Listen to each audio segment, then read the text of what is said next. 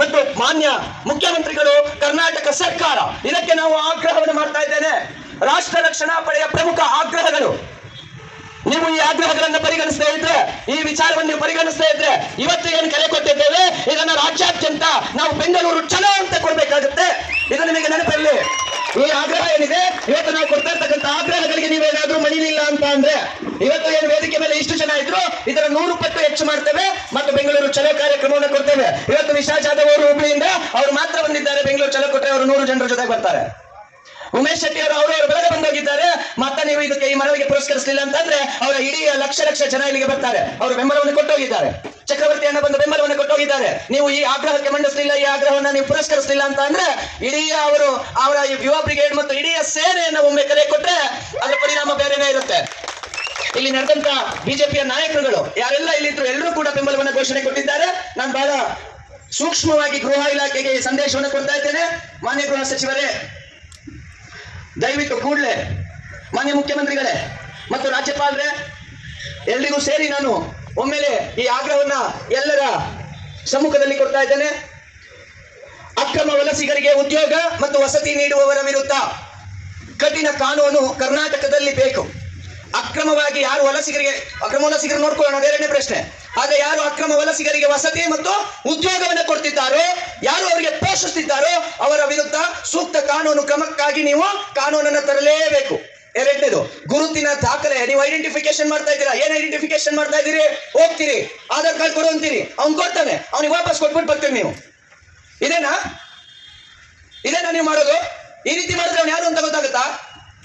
ಅವ್ನು police verification ಆಗಬೇಕು. ಅವನು ಅಸ್ಸಾಂ ಅಂದ್ರೆ ಅಸ್ಸಾಂನ ಲೋಕಲ್ ಪೊಲೀಸ್ ಸ್ಟೇಷನ್, ಹೌದು ಇವನು ಇಲ್ಲಿ ಅವನು ಅಂತ ವೆರಿಫಿಕೇಶನ್ ಲೆಟರ್ ಕೊಡಬೇಕು. ಆಗ ಮಾತ್ರ ಅವ್ನು ಕರ್ನಾಟಕದಲ್ಲಿ ಇರ್ಲಿಕ್ಕೆ ಸಾಧ್ಯ. ಇಲ್ಲ ಅಂತ ಅಂದ್ರೆ ಸಾಧ್ಯ ಇಲ್ಲ.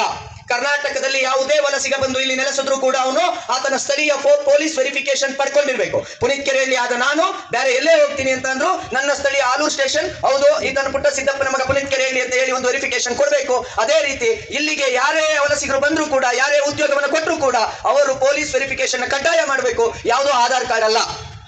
ಯಾಕೆ ಅಂತಂದ್ರೆ ಇವತ್ತು 2,500 ಕೊಟ್ರೆ ಆಧಾರ್ ಕಾರ್ಡ್ ಸಿಗ್ತಾ ಇದಾವೆ. ಹಾಗಾಗಿ ಉದ್ಯೋಗ ನೀಡುವ ಮುನ್ನ, ವಸತಿ ನೀಡುವ ಮುನ್ನ ಪೊಲೀಸ್ ವೆರಿಫಿಕೇಶನ್ ಕಡ್ಡಾಯಗೊಳಿಸಬೇಕು. ಎಲ್ಲೆಲ್ಲಿ ಶೆಡ್ಗಳಿದ್ದಾವೆ, 3-4 ನಾವು ಕೇಳ್ತಾ ಇರ್ತಕ್ಕಂಥದ್ದು, ಎಲ್ಲೆಲ್ಲಿ ಶೆಡ್ಗಳಿದ್ದಾವೆ, ಬೆಂಗಳೂರು ಮಾತ್ರ ಅಲ್ಲ ಅನೇಕ ಸುತ್ತಮುತ್ತಗಳಲ್ಲಿ ಶೆಡ್ಗಳಿದ್ದಾವೆ. ಶೆಡ್ ಹಾಕಿದಾವೆ. ಮೊದಲನೇದಾಗಿ ಶೆಡ್ ಮುಕ್ತ ಮಾಡಿ. ನೀವು ವಿದ್ಯುತ್ ಹೇಗೆ ಕೊಡ್ತಾ ಇದ್ದೀರಾ ಅವರಿಗೆ? ನೀವು ಇಲ್ಲಿ ನಮ್ಮ ಉತ್ತರ ಕರ್ನಾಟಕದ ಅನೇಕ ಮಕ್ಕಳು ಬಂದ್ರೆ ಇಲ್ಲಿ ಅವರಿಗೆ ವಿದ್ಯುತ್ ಇಲ್ಲ. ಅವರಿಗೆ ಇಲ್ಲೆಲ್ಲೋ ಗಾರೆ ಕೆಲಸಕ್ಕೆ ಬಂದವರು ಒಂದು ಫುಟ್ಪಾತ್ ಮಲಗಿದ್ರೆ ಏನ್ ತೋರಿಸ್ತೀರಿ? ಅವರಿಗೆ ಒಂದು ಸಣ್ಣ ಗುಡಿಸ್ಲಾಕೊಂಡ್ರೆ ಬಿಡೋದಿಲ್ಲ. ಆದ್ರೆ ಈ ಇಷ್ಟು ಅಕ್ರಮ ಶೆಡ್ಗಳು ಹೇಗಿದ್ದಾವೆ? ಶೆಡ್ ಒಳಗಿರೋರು ಯಾರು ಅನ್ನೋದಕ್ಕಿಂತ ಶೆಡ್ಡೇ ಅಕ್ರಮವಾಗಿದ್ದಾವಲ್ಲ. ಬೆಂಗಳೂರಿನಲ್ಲಿ ಇರ್ತಕ್ಕಂಥ ಅಷ್ಟು ಶೆಡ್ಗಳನ್ನ ನೀವಾಗೇ ತೆಗೆದ್ರೆ ಒಳ್ಳೆಯದು, ಅಕ್ರಮ ಶೆಡ್ಗಳನ್ನ.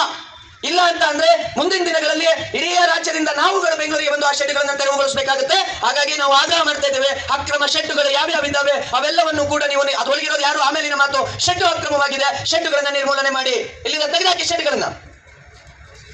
4ನೇದು ಏನದು ವಿಷನ್, ಕನ್ನಡದಲ್ಲಿ ಏನಂತಾರೆ ಅದಕ್ಕೆ? ಅದೆಂತದ್ದು? ಅದನ್ನ ನಾವು ಮಾಡ್ತೀವಿ ಅಂತ ಹೇಳ್ತೀರಲ್ಲ ಗೃಹ ಸಚಿವರೇ, ನಾವು ಮಾಡೋದಿಲ್ಲ.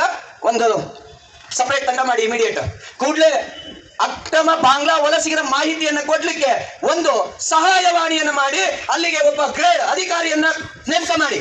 ನಿಮಗೆ ಮಾಹಿತಿ ಇದೆಯಾ ನಮಗೆ ಕೊಡಿ ಅಂತ ಹೇಳಿ ಸಪರೇಟ್ ಮಾಡಿ.